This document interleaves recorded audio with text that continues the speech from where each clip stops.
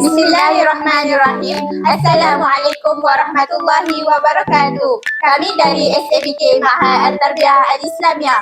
Saya Izzatul Najwa binti Muhammad Zaini dari Kedai Remaja Sekolah. Saya Nur Aisyah Maya binti Muhammad Idris dari Persatuan Bulan Sabit Merah Malaysia.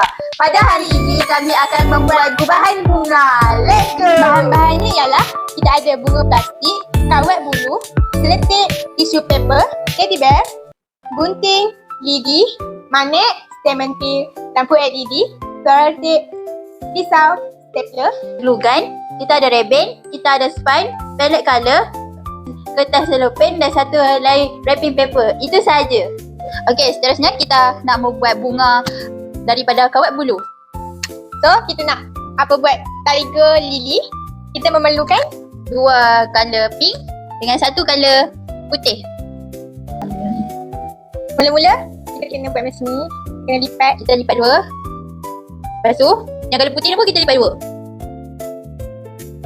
Lepas tu kan kita dah jadi 3. Kita buka, bagi lapat jadi macam tu. Bagi lapat tu. Tu, yang colour putih ni kita masukkan pada antara yang tengah-tengah ni. Tu dah jadi macam ni. Pastikan jadi macam ni, okey? Lepas tu, atas ni kita pusing, kita tarik bagi hujung, kita pusing bagi ketat. Lepas tu, cari satu lidi, kita ambil yang colour putih ni, pusing bagi ketat.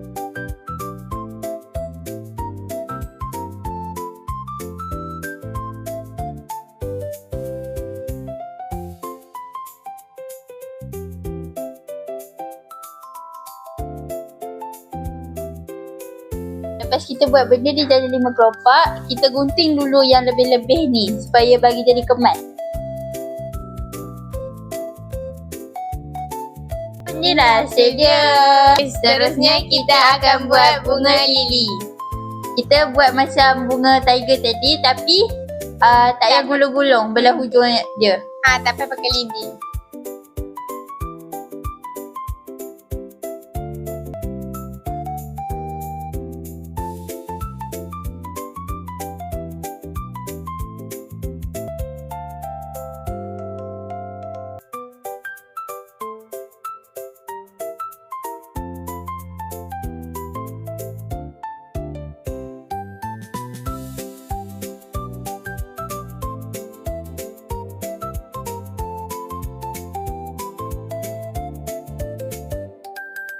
Seterusnya kita nak buat bunga lili.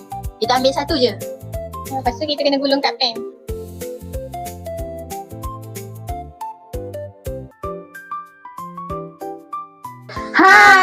Sekarang kita orang dah siap buat bunga. Inilah hasilnya. Sekarang jom kita cucun-cucun. Okay.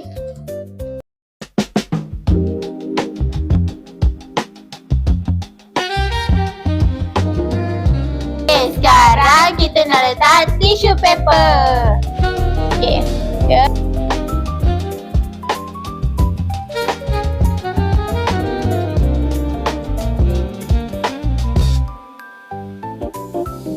Okay, sekarang ni kita nak potong kertas cellophane.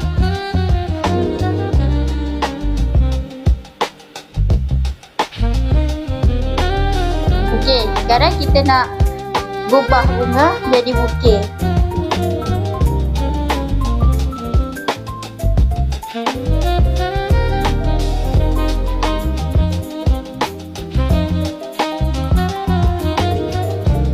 Yang terakhir, kad selamat Hari Guru.